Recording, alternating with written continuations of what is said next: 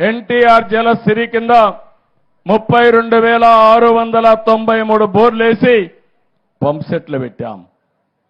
ఈయన కూడా మాట్లాడి 2,550 పంప్ సెట్లు మాత్రం పెట్టే పరిస్థితికి వచ్చారు. ఆ రోజు మీరు చూస్తే ఓడీఎఫ్కి వెళ్ళాం.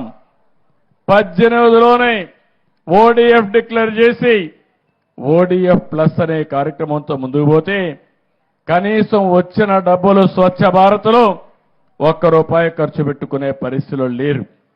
అందుకే నేను మిమ్మల్ని అందరినీ ఒకటే కోరుతున్నా, ఈరోజు రాబోయే 5 సంవత్సరాల్లో 17,500 కిలోమీటర్లు సిమెంట్ రోడ్లు అయిపోతున్నాం. ఈరోజు ఈ గ్రామంలో వానపల్లిలో ఒకటే హామీ ఇస్తున్నా, ఈ 2-3 ఏళ్లలో ప్రతి ఒక్క వీధికి సిమెంట్ రోడ్ వేసే బాధ్యత మాది. మట్లో తిరిగే పని లేదు. ఏం తమ్ముడు? అన్ని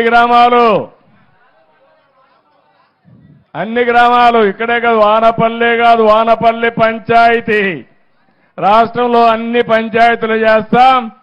5 ఏళ్లలో మీ ఇంటికి పోవాలంటే ఎక్కడి నుంచి వచ్చినా మట్టి అంటకుండా మీ కాళ్ళు నేరుగా ఇంటికి పోయేట్టుగా చేసే బాధ్యత మాది. ఎందుకు ఇది సాధ్యం కాలేదని నేను అడుగుతున్నా. ఇంకో పక్క మీరు ఒకసారి చూస్తే ఇది అవుతానే సిమెంట్ డ్రైన్స్, ఏవైతే గ్రామంలో మురికి కాలువలు కావాలి, మురికి కాలువలు లేకపోతే సిమెంట్ రోడ్లు వచ్చిన తర్వాత ఆ నీళ్లని ఇంటి ముందరుంటే చాలా భయంకరంగా ఉంటుంది. అందుకే మురికి కాలువల పైన ప్రాధాన్యత పెడుతున్నాం. 10,000 కిలోమీటర్ల మురికి కాలువలు నిర్మాణం చేసే బాధ్యత తీసుకుంటాం. వానపల్లి కానీ పంచాయతీల్లో కానీ ఒకటే హామీ ఇస్తున్నా, ఈ గ్రామాలన్నింటిలో 100% మురికి కాలువలు నిర్మాణం చేసే బాధ్యత తీసుకుంటామని చెప్పి కూడా నేను మీకు తెలియజేస్తున్నా.